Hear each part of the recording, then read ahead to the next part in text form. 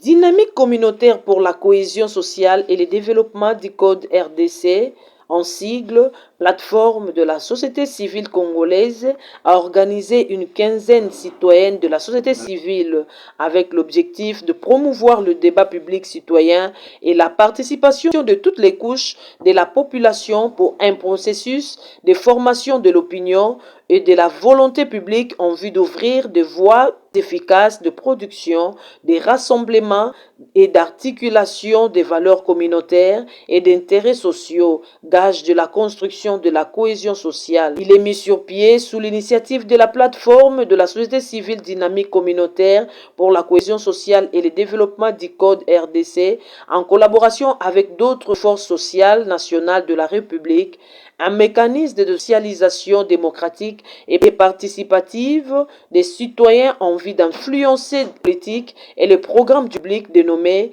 Quinzaine citoyenne de la société civile.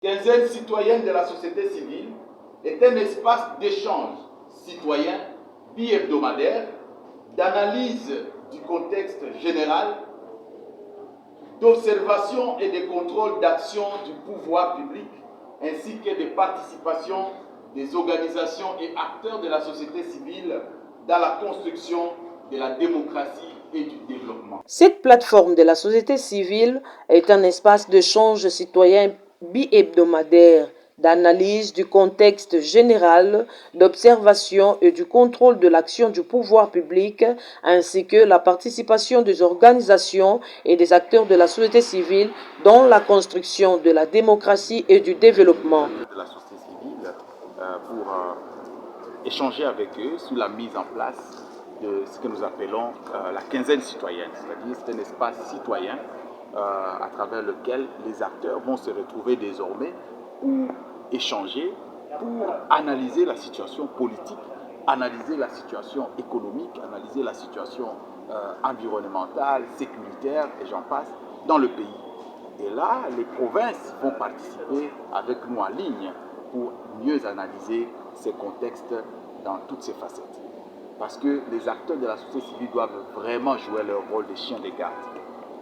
Ce que nous observons, c'est que ces derniers temps, il y a quelques structures de la société civile qui ont pris couleur politique, malheureusement, qui se sont affiliés aux partis politiques, aux regroupements politiques, mais nous avons voulu rester objectifs, les plus objectifs possibles pour défendre les intérêts de la population.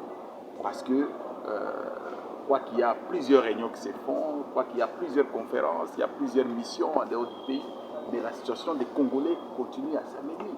Du jour le jour, ça ne va pas. Donc nous devons plaider en faveur de la population dans tous les domaines. Hier, vous avez suivi à Djougou comment on a tué encore des gens. Et comment on est arrivé là alors que les groupes rebelles étaient à Nairobi et ont promis de cesser avec les atrocités. Comment on est arrivé là? Donc c'est vraiment toute une cirque et nous pensons que la société civile a un rôle très important à jouer pour que la paix revienne, pour que la quiétude revienne, pour que les inégalités sociales cessent dans ce pays et pour que tous les Congolais jouissent des richesses de ce pays. Parce que ce pays nous appartient tous et tous les Congolais doivent jouir des richesses. Ce n'est pas seulement pour une minorité de gens qui s'appellent des politiciens. Non, il y a combien de Congolais qui sont dans les partis politiques? Peut-être pas 10% des Congolais qui sont dans les partis politiques.